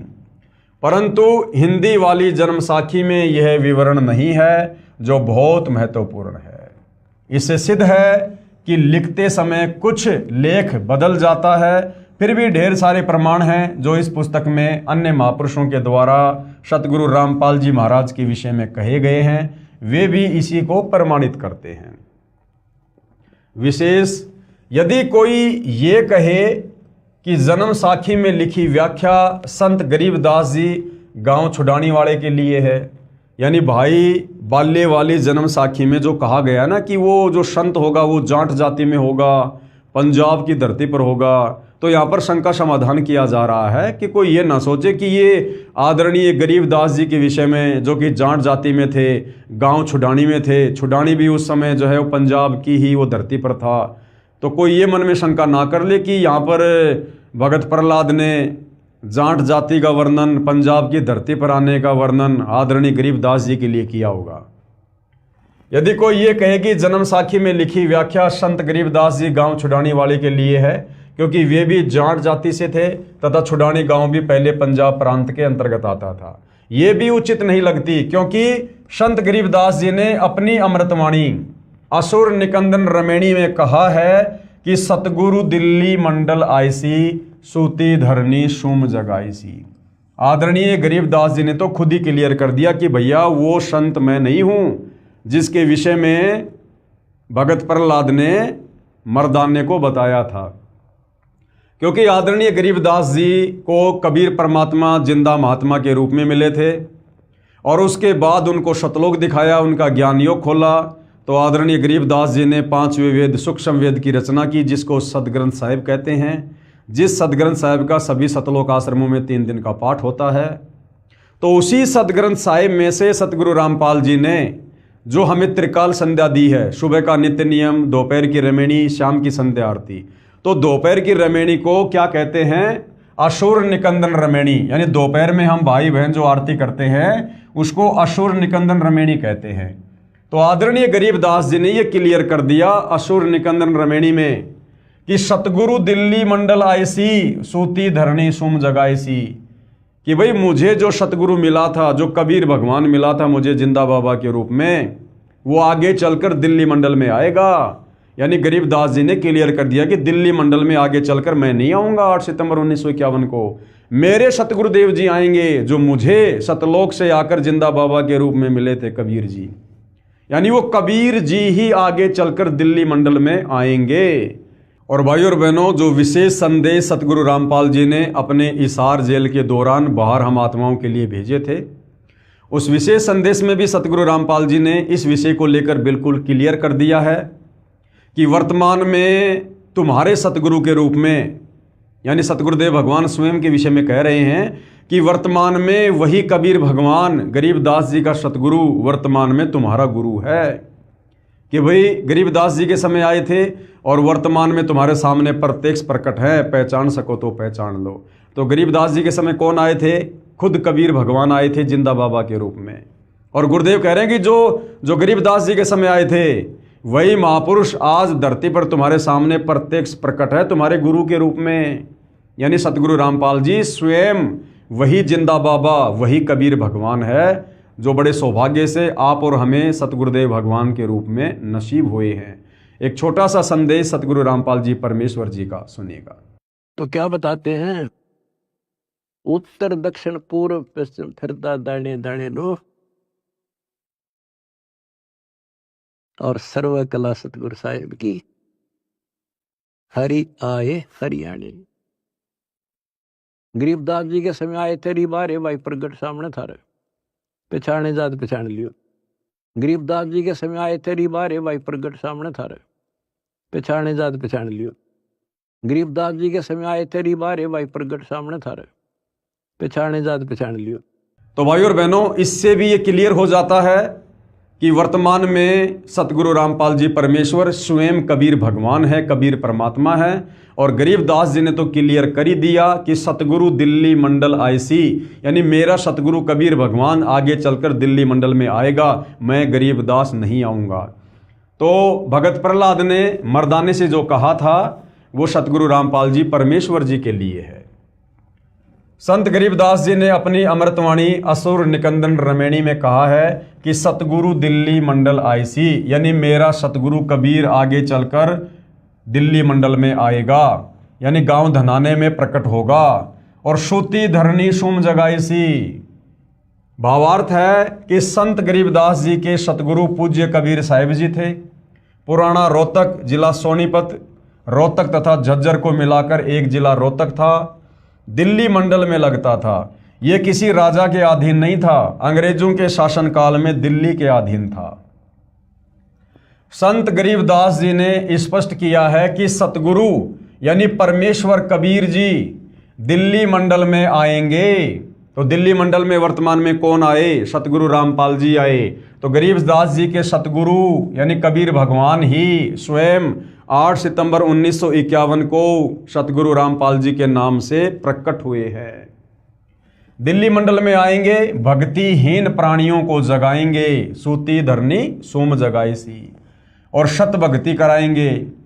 ध्यान रहे, कबीर सागर में काल के दूतों ने मिलावट करके सत्य को न जानकर अपनी अटकलबाजी से असत्य प्रमाण दिए हैं। उसका नाश करने के लिए परमेश्वर कबीर जी ने अपने अंश अवतार संत गरीबदास जी द्वारा यथार्थ ज्ञान प्रचार करवाया है, जो संत गरीबदास जी की अमृतवाणी रूप में है। इसी बात की पुष्टि कबीर सागर के संपादक कबीर पंथी श्री युगलानंद बिहारी जी की उस टिप्पणी से होती है जो उन्होंने अनुराग सागर तथा ज्ञान सागर की भूमिका में की है, और कहा है कि कबीर पंथियों ने ही कबीर पंथ के ग्रंथों का नाश कर रखा है। अपने अपने मत अनुसार फेर बदल करके अपने मत को जोड़ा है। मेरे पास अनुराग सागर तथा ज्ञान सागर की कई प्रतियां रखी हैं जिनमें से एक दूसरे से मेल नहीं खाती हैं। सतगुरु रामपाल जी महाराज का जन्म, लेखक के अनुसार जन्म, और जब ये ज्ञान समझ में आएगा तो उसके अनुसार अवतरण। सतगुरु रामपाल जी महाराज का अवतरण श्री नंदराम जाट के घर 8 सितंबर 1951 को गांव धनाना, जिला सोनीपत, उस समय जिला रोहतक में हुआ था, जो वर्तमान हरियाणा तथा पंजाब प्रांत मिलकर उस समय एक ही पंजाब प्रांत था। परमेश्वर कबीर जी ने भी कहा था कि जिस समय कलयुग 5500 वर्ष बीत चुका होगा, मैं गरीबदास वाले 12वें पंथ में आगे स्वयं आऊंगा। कबीर परमात्मा जी ने 650 साल पहले धर्मदास जी के माध्यम से कबीर सागर लिखवाया था, और जब धर्मदास जी काफ़ी चिंतित हो गए थे कि हे परमात्मा, आपने मुझे तो सार नाम दे दिया लेकिन मेरे वंशजों को देने से मना कर दिया, तो ये कैसे पार होंगे? धर्मदास जी चिंतित हो गए। तो कबीर परमात्मा ने कहा कि धर्मदास तू चिंता ना कर, 5505 वर्ष जब कलयुग बीत जाएगा उस समय मैं खुद गरीबदास जी के 12वें पंथ में जाऊंगा आगे।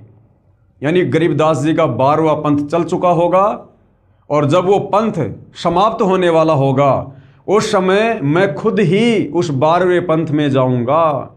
12वें पंथ हम ही चल आवें, सब पंथों को मिटाकर एक पंथ चलावें।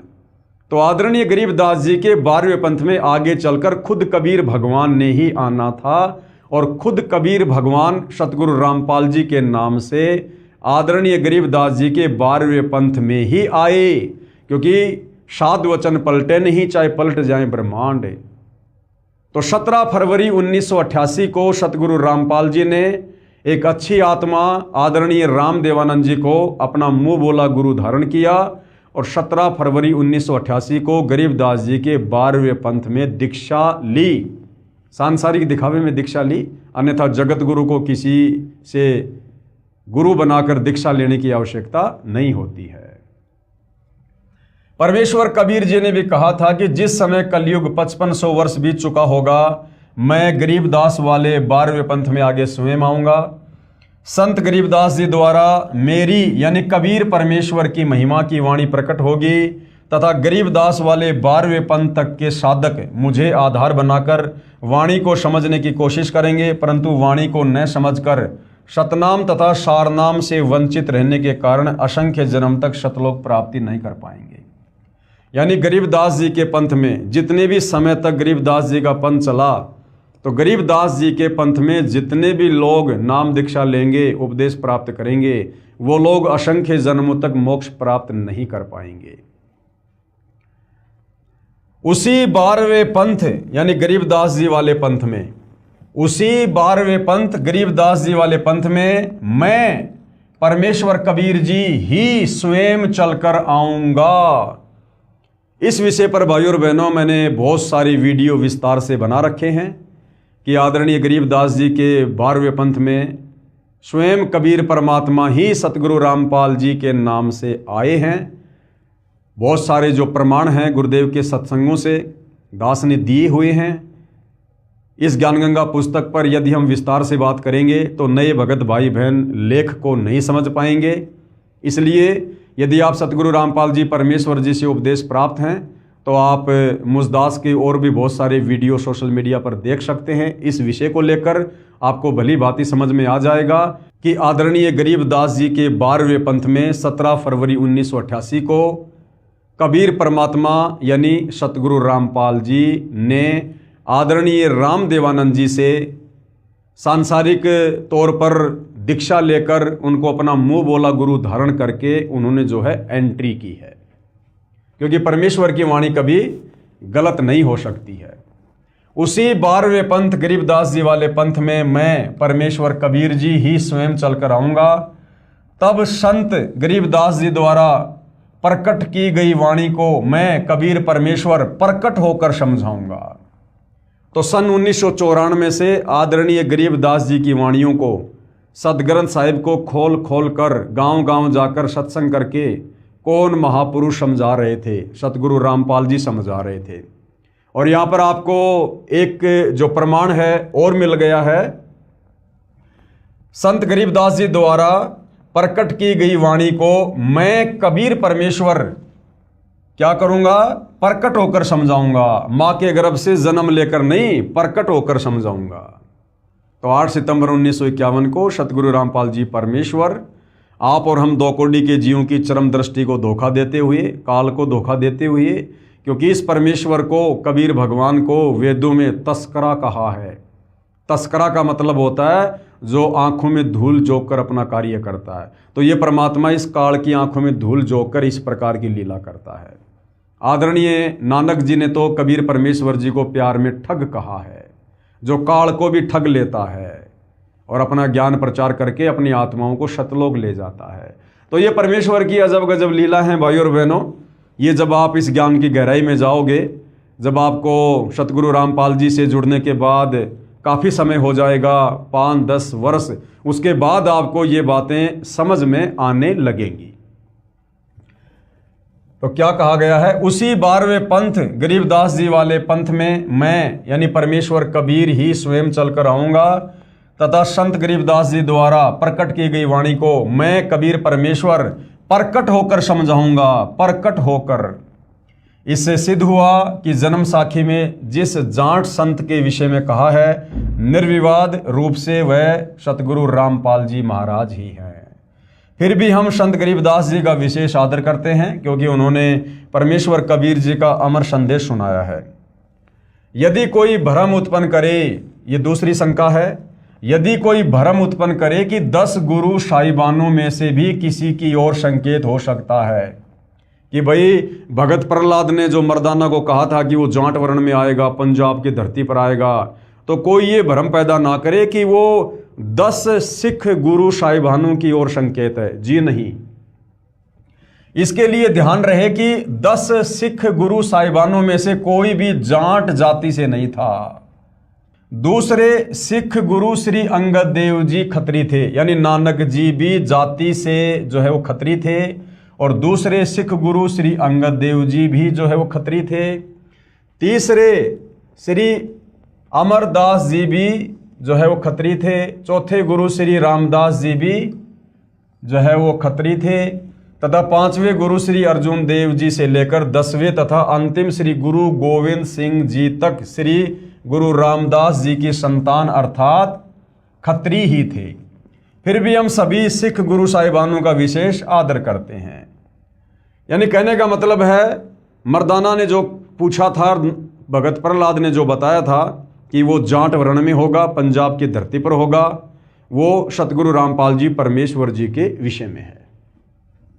सतगुरु रामपाल जी महाराज कहते हैं, जीव हमारी जाति है, मानव धर्म हमारा, हिंदू मुस्लिम सिख ईसाई धर्म नहीं कोई न्यारा। ये स्लोगन है, ये नारा है परमेश्वर रामपाल जी का कि जीव हमारी जाति है, अर्थात हमारे को भिन्न भिन्न जातियों में केवल इस काल ने यहाँ पर बांट रखा है। असल में हम सब की एक ही जाति है कि हम सब जीव हैं और हमारी किसी प्रकार की कोई औकात नहीं है, हम जीव हैं। और मानव धर्म हमारा, अर्थात मानवता से बढ़कर, इंसानियत से बढ़कर दूसरा कोई धर्म नहीं है।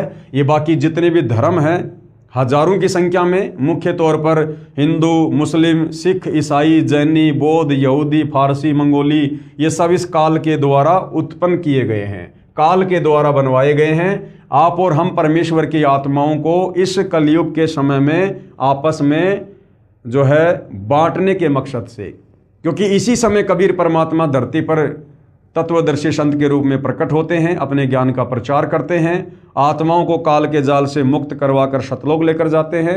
और काल को ये बिल्कुल भी पसंद नहीं है कि कोई भी आत्मा उस तत्वदर्शी संत की शरण में आकर ज्ञान को समझकर सतलोक चली जाए, क्योंकि इस काल को प्रतिदिन 1 लाख मानव शरीरधारी जो है आत्माओं के सूक्ष्म शरीर में जो वासना होती है उसको खाने का श्राप लगा हुआ है, तो ये अपने भोजन को इतनी आसानी से नहीं जाने देता है। तो गुरुदेव भगवान ने हमें बताया है कि जीव हमारी जाति है और मानव धर्म हमारा, हिंदू मुस्लिम सिख ईसाई धर्म नहीं कोई न्यारा। परमेश्वर कबीर जी ने कहा है, जाति न पूछो संत की, पूछ लीजिए ज्ञान, मोल करो तलवार का, पड़ी रहने दो म्यान। कि संतों से हमेशा ज्ञान की बातें करनी चाहिए, जाति और धर्म की बातें नहीं करनी चाहिए। कृपया प्रमाण के लिए देखें फोटोकॉपी जन्म साखी पंजाबी, गुरुमुखी पंजाबी भाषा वाली तथा हिंदी वाली, दोनों में आप जी सहज में समझ सकते हो कि वास्तविकता क्या है। जन्म साखियों के प्रकाशक हैं भाई जवाहर सिंह कृपाल सिंह, अमृतसर पंजाब। कृपया देखिए फोटोकॉपी जन्म साखी भाई बाले वाली, पंजाबी भाषा वाली के पेज नंबर 272 की। ये जो भाई बाले वाली जन्म साखी है जो पंजाबी भाषा में है, उसके पेज नंबर 272 पर यानी 272 पर ये लेख लिखा हुआ है। दास को तो पंजाबी भाषा आती नहीं है, आप जी देख सकते हैं। हम सीधा इसकी हिंदी वाले एडिशन पर चलेंगे। कृपया देखें फोटोकॉपी जन्म साखी भाई बाले वाली हिंदी वाली के पेज नंबर 305 पर। तो ये लेख यहाँ पर साफ साफ लिखा हुआ है, भाई बाले वाली पेज नंबर 305। तब भगत प्रहलाद ने कहा, हे नानक देव, आपको इस कलयुग में बड़ा भगत बनाया है। आपकी ही संगति से अनेकों प्राणियों का भला होगा और आपका अनंत प्रताप होगा। तब मर्दाने ने कहा, हे भगत प्रहलाद जी, आप भी तो परम भगत हैं तथा भगवान ने आपके लिए ही अवतार धारण किया था। मर्दाने ने क्या कहा प्रहलाद जी को कि आप भी तो परम भगत हैं तथा भगवान ने आपके लिए ही अवतार धारण किया था। यानी भगत प्रहलाद जी, आप भी तो त्रेता युग में महान भगत हुए हैं और भगवान ने नरसिंह अवतार आप ही के लिए तो धारण किया था। आप भी तो परम भगत हैं तथा भगवान ने आपके लिए ही अवतार धारण किया था। प्रहलाद जी ने कहा, हे भाई मर्दाना, इस स्थान पर या तो कबीर पहुंचा है और यह गुरु नानक आया है। यहाँ आना कोई आसान यानी कोई सुगम कार्य नहीं है। एक और महापुरुष होगा जो पहुंच सकेगा, यानी मेरे लोक में एक और महापुरुष होगा जो आ सकता है। मर्दाने ने कहा, हे भगतवर, वह पुरुष कौन और कब होगा? प्रहलाद ने उत्तर दिया, जब गुरु नानक देव यहाँ आएंगे तो इनके 100 वर्ष पश्चात। यहाँ पर सैकड़ों वर्ष था, लेकिन लेखक ने यहाँ पर 100 वर्ष लिखा है जो गलत है। तो इनके सैकड़ों वर्ष पश्चात आएगा, अर्थात यहाँ केवल 3 आदमी ही आने हैं। ये आदमी जो शब्द है ये गलत है। ये किसी भी महापुरुष के लिए आदमी शब्द यूज नहीं किया जाता है।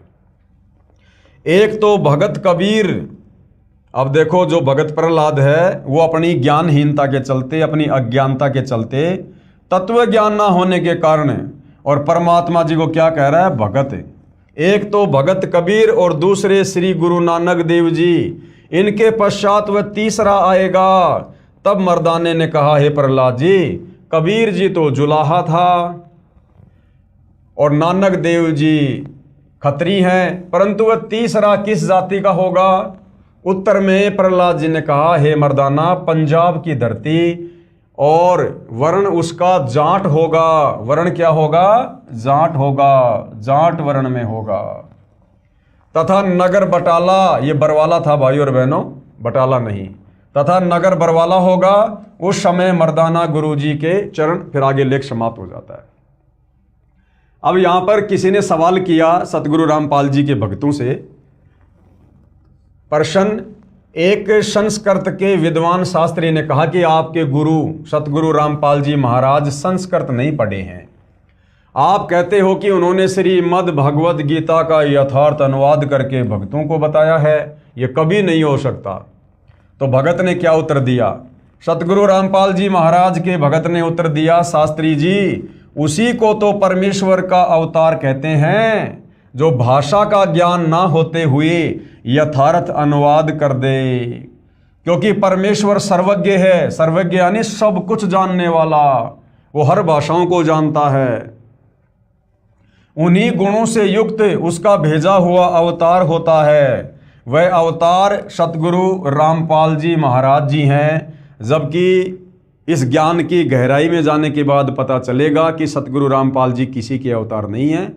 सतगुरु रामपाल जी स्वयं कबीर भगवान हैं, सर्वज्ञ हैं, और ये स्वयं ही सतलोक से अवतरित हुए हैं। आप तो केवल वेदों और गीता के अनुवाद से ही अचंभित हैं। सतगुरु रामपाल जी महाराज ने तो बाइबल तथा कुरान को यथार्थ रूप में बताया है, जिसे ईसाई धर्म के वर्तमान के फादर व पादरी तथा मुसलमान धर्म के मुल्ला व काजी भी नहीं समझ सके। तो भाइयों और बहनों, ये पवित्र पुस्तक ज्ञान गंगा, इस पवित्र पुस्तक ज्ञान गंगा में सर्व धर्म शास्त्रों से प्रमाणित यथार्थ ज्ञान है।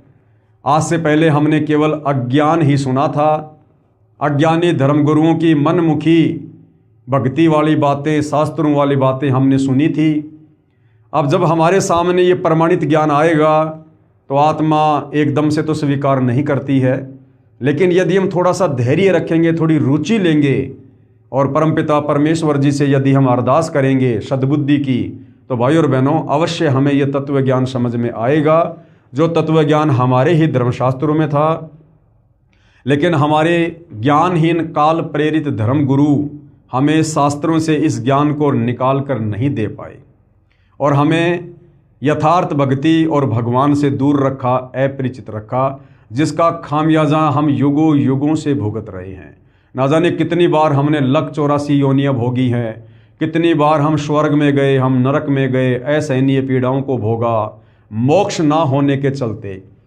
क्योंकि शास्त्र विधि को त्याग कर शास्त्र विरुद्ध साधना करने के चलते, मनमुखी मंत्रों का जाप करने के चलते, ब्रह्मा विष्णु महेश काल दुर्गा या अन्य देवी देवताओं की भक्ति पूजा करने के चलते हमारा मोक्ष नहीं हो सकता है।